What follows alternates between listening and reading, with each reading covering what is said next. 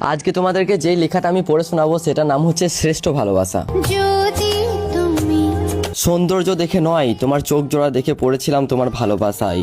নিজেকে পুরো হারিয়ে ফেলেছিলাম তোমাকে নিজের করে পাবার আশায়।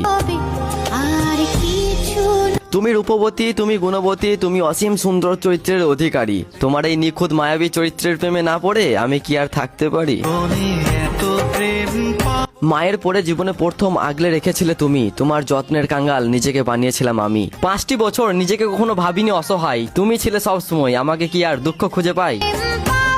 যখন বলেছিলাম তোমাকে ভালোবাসি তখনও দেখিনি তোমার মায়াবী মুখখানা। পড়েছিলাম তোমার চোখের প্রেমে, কিন্তু তুমি যে এত সুন্দরী সেটা ছিল আমার তখনও অজানা।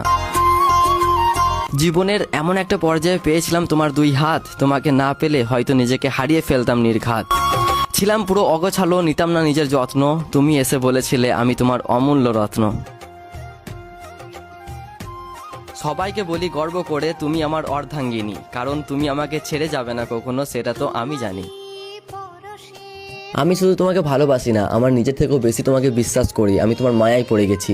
এই পৃথিবীর সবথেকে সুন্দরী মেয়েটা আমার সামনে আসলেও আমার তোমার কথাই মনে পড়বে। হ্যাঁ, তুমি আমার মানসিক শান্তি, তুমি আমার অর্ধাঙ্গিনী, তুমি আমার শ্রেষ্ঠ ভালোবাসা।